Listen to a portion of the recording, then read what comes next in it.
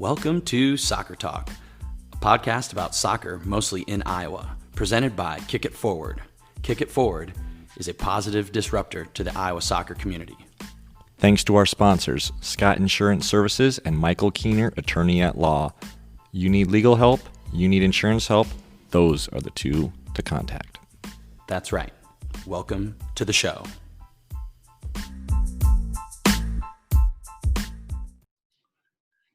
Good morning, good afternoon, good evening, Iowa soccer supporters. I'm Ben Brackett here with my good buddy and co-host, Blake Sievers. Siebes, what's up? Good afternoon, Ben.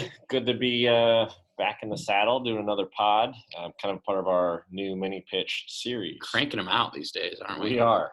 Back to normal.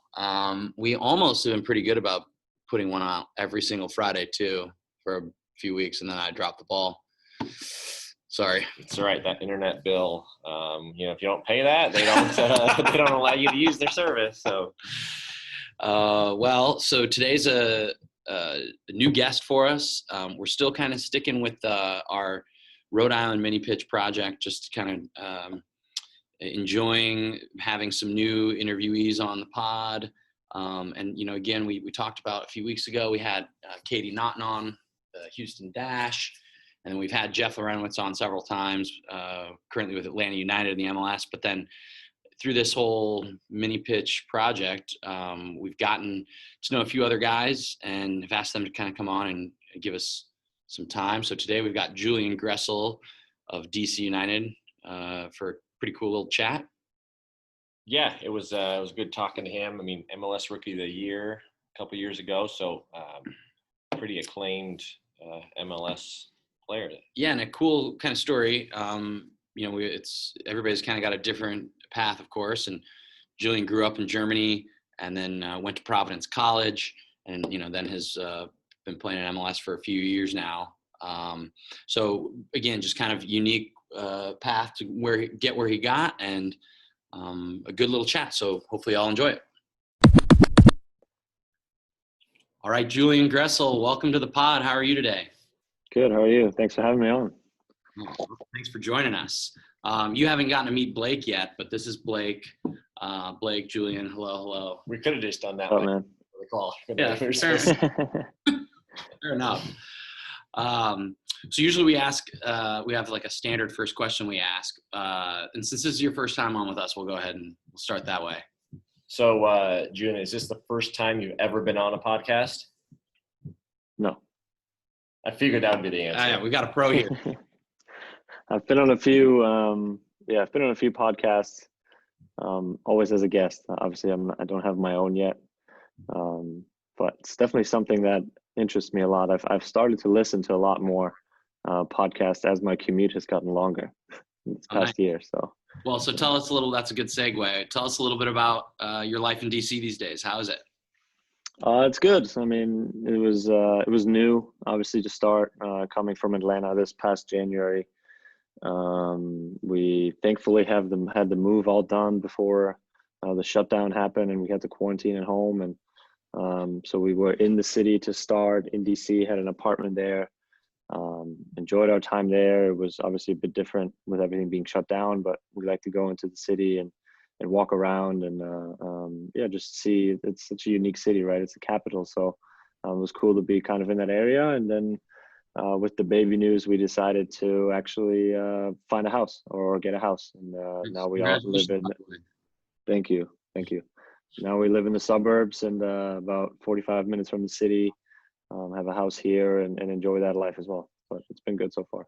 So we actually were in DC in the January. winter. Yeah, in January. We stayed up at Georgetown area. It was the first time I'd been around there. It was a good time. Yeah, Georgetown was awesome. I was just there this past weekend. It's great. Great to go out there and enjoy the day. I think it's an awesome part of DC. But we lived in the Navy Yard right near the stadium. Pretty new area. So it was cool. It was awesome. Yeah. So quick, tell us a little bit about just DC United in general. You guys have a new stadium. How was playing in the bubble? Kind of just give us a little rundown on what's been going on. Yeah, I mean, soccer-wise, it's not really going the way we obviously wanted it to. We're struggling a bit. from just a pure soccer standpoint. But I think, yeah, like you said, I think, we got a new stadium that opened a few years ago, I believe, and that I think the whole area there with the Nats Stadium is right there too. So you have the whole area that's pretty excited about it, where the whole city kind of has something to go to, and then the old RFK Stadium is not relevant anymore. But Do you yeah, miss like I playing said, with old Wayne Rooney by what, like 6 months or something? a few months only, not Oh, even 6 months, but like 3 months maybe, yeah. But no, it's been good. DC has been good. The club's a bit different, obviously, than what it is in Atlanta. And I think it's trying to revamp itself a little bit. It's such an historic club with so many years under its belt already. Obviously, an original MLS club. So we're trying to turn things around on the soccer side of it, and get back to having DC United be one of the top teams in MLS. Obviously, like I said, that's not happening at the moment, but hopefully I'll be here for a few years, and hopefully within that time frame we can make that happen. Yeah, so talk about a little bit about the bubble, how that was, what your experience was down there, how different, and kind of some good things, bad things, just overall thoughts down there. Yeah, the bubble was interesting. I think that's a pretty good word to describe it. It was at first everybody was really skeptical going into it, but then I actually thought it turned out pretty cool. Pretty cool. It was a pretty cool experience, unique, obviously, where you have a whole resort just to yourselves and to your teammates and some other guys around the league that you usually don't see like that throughout the year. So it was nice to kind of connect with some players that you've gotten to know throughout the league, and it was a way for us to get back on the field, and I think that was important because we obviously love what we do, and we wanted to have that feeling again of being on the pitch and being able to play and do what we love. And Orlando and the bubble gave us a chance to do that. At the same time, obviously, financial reasons were massive, and to be able to play soccer in front of cameras and where the fans could watch us, that obviously played a big part as well. And yeah, I'm glad. For the most part, everybody kind of got out of it healthy. I know a few teams got hit pretty hard, but I feel like they could have gotten hit pretty hard at home as well. And it seems like they brought it in from their home markets anyway. So yeah, I think it was a very well executed plan, and overall pretty positive after the fact, to be honest. Talk about, did you guys play a 10 a.m. game? Yeah, So it was one, like, brutal. when was the last time you played at 10 a.m.? And then talk about just kind of how that experience was. Oh, it was brutal. It was brutal. I don't even remember the last time I played a 10 a.m. game. I actually think in college here in Georgetown, they had thunderstorms, and it was like a 1 o'clock kickoff for us, and the thunderstorms were supposed to hit at 1 o'clock. So they moved the game up to like 10:30 or something the night before. So that was probably the last time I actually played 10 a.m. game. But in the Orlando Heat, it was brutal to get up early at like 5:30, go get breakfast, force yourself to eat like some carbs, like pasta in the morning. Oh, Yeah, it was tough. nice I've heard, spaghetti and meatballs. as at I was gonna 6 say, a.m.? I've heard that they have like, they have basically your chicken breast and pasta for you, Yeah, just because it's like it's pregame, so that's what you eat. exactly. And then Oh, I mean, you retaste that almost at halftime. It almost comes back up. oh. So yeah, during the game, it was tough. It was tough to play, but like I said, it was a way for us to play again and for us to get back on the field. And I think every team had to do it. So everybody went through it. Yeah, so talk a little bit about, you've had some downtime. Obviously, we were doing the mini pitch project. That's ultimately why we're chatting today. And you kind of come together with some of your old teammates, but then you've got the Providence College connection as well. So I mean, maybe just before we dive into that, just give us a quick. It sounds like you were, you're German, a German national. How did you end up in Providence? And then what was that transition like? Because I mean, obviously, I lived in Providence, and it's an awesome place, but it'd probably be different than Germany. Yeah, definitely different. But for me, I was at a time in Germany where I wanted to figure out how to play soccer at a pretty high level and go to school at the same time. And for me in Germany, that probably wouldn't have been possible, or really would have been really difficult. So I decided to kind of, branch out culturally and explore the option of going to college. And there's an organization that helped me, and they got in touch with the coach at Providence, Craig Stewart, who's still the coach now. And he reached out, and we had really good conversations. For me, it was between Providence and FIU in Miami. I ultimately chose Providence because I thought the school was better, and the coach was a bit more invested in me, which turned out to be the best decision of my life, to be honest, to attend Providence. Providence was awesome. I mean, it was definitely different to Germany, but I didn't go there thinking it was going to be the same. I wanted to take the next step as a person, and like I said, study and play soccer at a high level, but also develop myself and get a new culture, have a new language. I'm now speaking more than German. So did you learn English before you moved? Yeah, I had English for about 8 years in school before. Gotcha. But it's school English, it's teaching. It's very, very different. So that first semester was certainly interesting from a language standpoint. But yeah, it was an awesome time, and I couldn't have imagined it going any better, to be honest. You've almost lost your accent. I think if you would know, you may not think. I would agree. So growing up in Germany, were there futsal courts or mini pitches, anything like that you guys that you grew up playing on, or what was it like growing up? Yeah. So I actually got lucky because we lived right across the street from our local soccer regular field. So I would just always sneak on there until I get kicked off. But it actually got a lot more popular when I was 13, 14. They started building indoor facilities with turf and those little 5v5 courts and all that stuff. So it got a lot more popular in that sense. But I see so many kids that just play on the street, right? That play kind of wherever they can get a ball and some friends together. They make goals with their shoes, and that's it. You just play. So to do this now, to tie it back to kind of Providence, the Providence area was a great opportunity, obviously, for me to get involved in. When Jeff Larentowicz approached me about it, and to do it with him and Michael Parkhurst and Scotty Caldwell and some of those other guys, to then even benefit an organization like Project Gold that I've actually personally worked with, is like a perfect match. And it was a no-brainer for me. It's been a lot of fun to do it so far, and I'm excited to kind of see it all develop over the next few months, and then obviously see some action on that court as well. Yeah, hopefully it'll be a good reason to get back to Providence. That's right. I'm definitely gotta visit it and get a few minutes in on that court. Oh, well, so I don't want to jump too far ahead, but we should probably ask you if you were picking your five-a-side team for that mini pitch.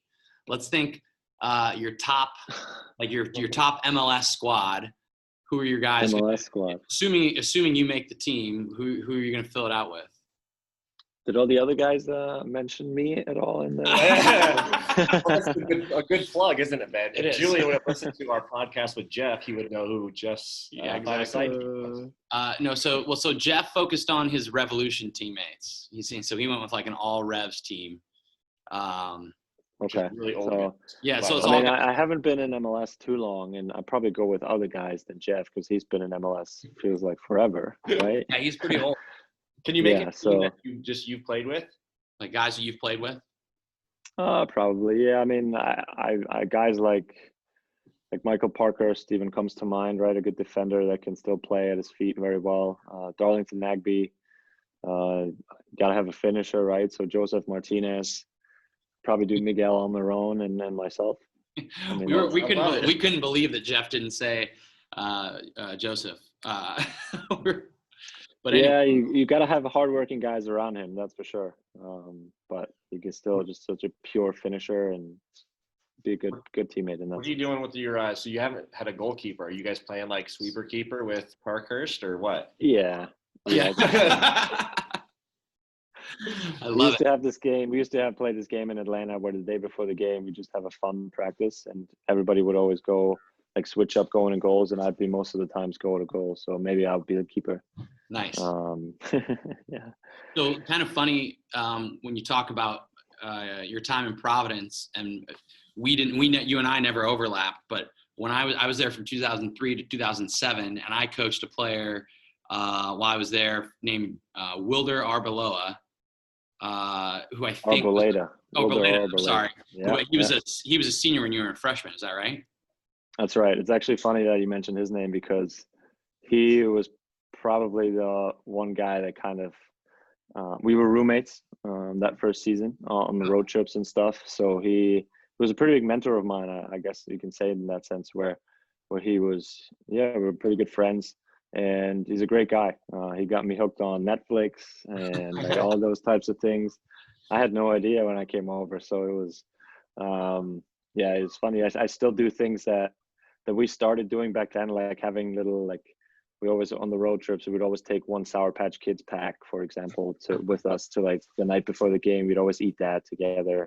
I still do that to this day, like just bring a little something with me as like a little treat the day before the game, which, it is what it is, but it's just something where we've connected a lot, and he's a great guy. And like I said, I was so fortunate to come into an environment like I was at Providence College, and they've been great, and I probably wouldn't have had the success I had without them.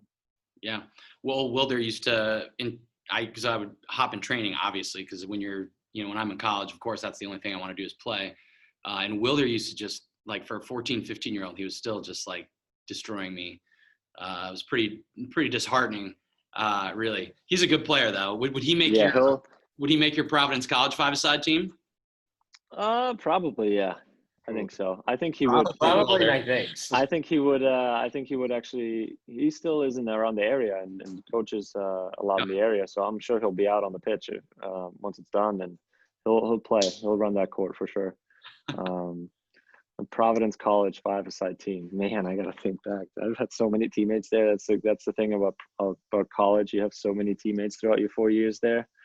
That's crazy. Jeff had some trouble with his as well. So. But I'm sure you can come up with, so Wilder obviously makes a squad, it sounds like. Yeah, Wilder makes the squad. Let's go. Kiesel Broom in goal, who's also a senior, senior when I got there, but then had a redshirt year, so he was there 2 years.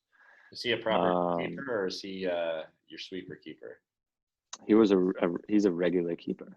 All right, so he's a keeper. Does he have good feet? Oh, yeah, pretty good, yeah. Good shot stopper, you need that in a five-a-side. Who else? I'd just probably go with my classmates. Other than that, I mean, Don Machado, very small, technical. He's on the Providence College men's staff team staff right now, team staff.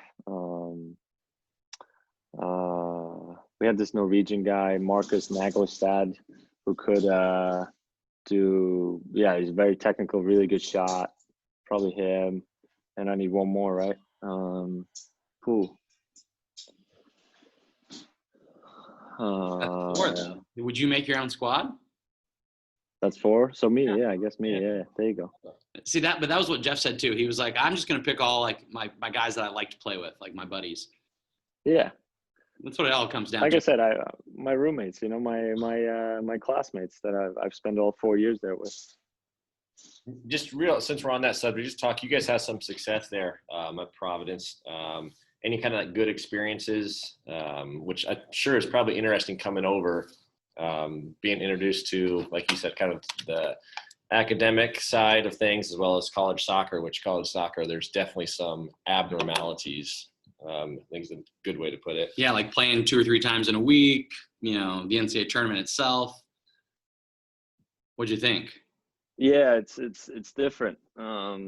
College, I was shocked when I first got there. I mean, to play Friday and then Sunday right away again, like, whew, man. Yeah, I know you get more subs, but still want to be out there and play. But I mean, yeah, it's unique. College soccer is so unique to what it's like in the world, and to really anywhere else. But it was such a good time for me where I really needed it, from a personal and just a soccer standpoint, physical standpoint for me, where I was able to develop my game a bit more, to really talk more in depth with the coaches, to work individually a lot more, to yeah, just take that next step, which for some guys it just takes a while to develop, and for me, I needed that, where not everybody is ready to go pro at 16, 17, 18 years old, I'm just a little bit of a late bloomer in that sense, and the college system was great for me there. If I probably would have thrown into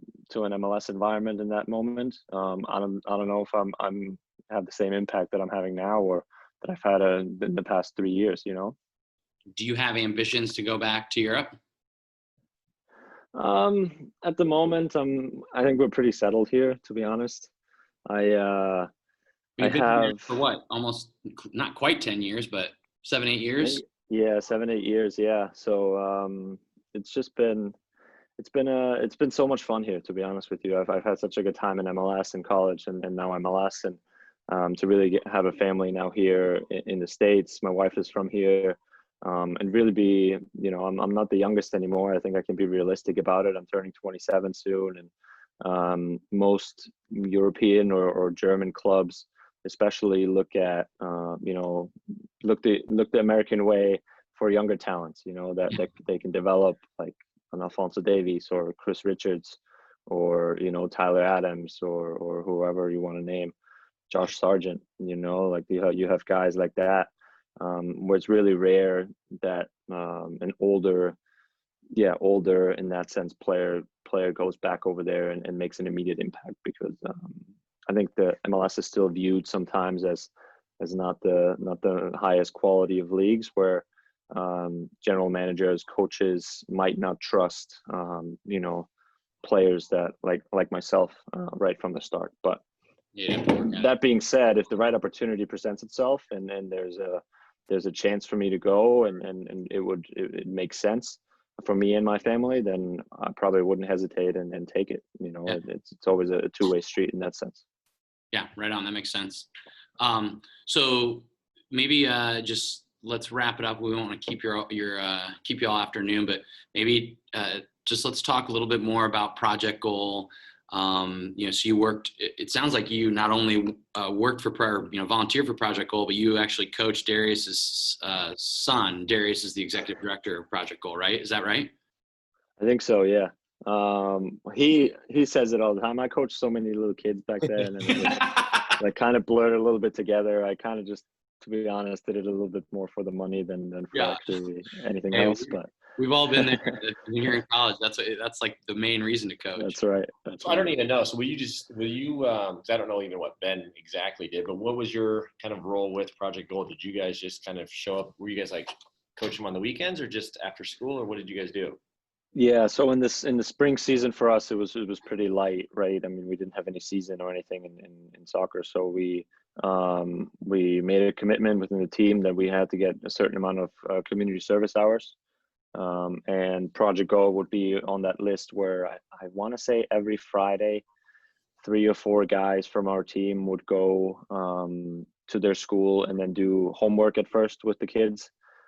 And then play soccer with them afterwards. So it was a two-way street, right? That's what Project Goal is all about, where the schoolwork comes first, and then you kind of have your reward in soccer afterwards.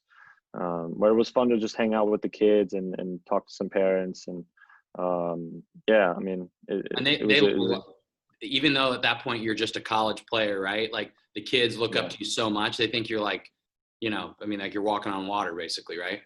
Yeah, it was awesome. It was awesome to see, and just to spend time with them, to see their passion for soccer, and obviously dreading schoolwork sometimes, and kind of like can't wait to get out there and play.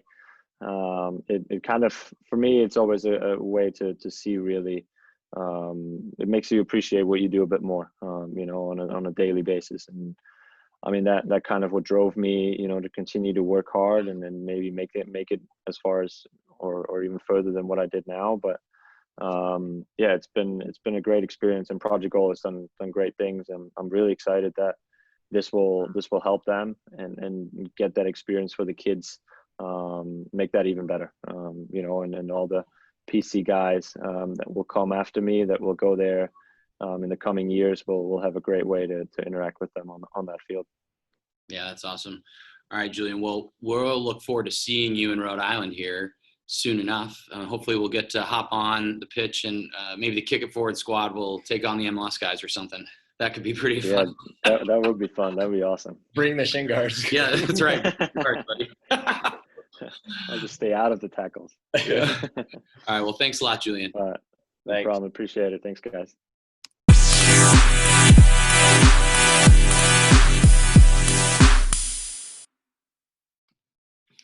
All right, Siebes. That was pretty fun. I enjoyed that.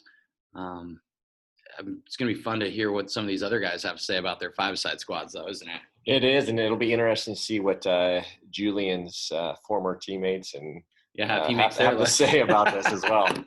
I love that he's like, wait, so what did the other guys say? Yeah, it's going to get the conversation going in the circles there. I know, I love it. Well, so we're, again, really excited to be working on this project out in Rhode Island. I know for some of you Iowa listeners, you may be kind of more like less interested in this because it's not happening here in Iowa. But never fear, we're also working on lots of other mini pitch projects here throughout the state, not just our Pro Iowa initiative. So Ben, where can listeners go to raise money for the Central Falls project? Well, that's a great question, Blake. They can go to www.kifsoccer.org. And guess what, Ben? / Ben, if they go to .org. Oh, it gets you there. It does. Good stuff. So we've actually raised quite a bit of money so far. So go check it out. There's a cool little video from the mayor of Central Falls there, plus some more information about the project. So should be cool if you check it out. We appreciate your support. And hopefully we'll see you in Providence or in Central Falls for the big unveiling here soon enough. Thanks, Julian. Cheers.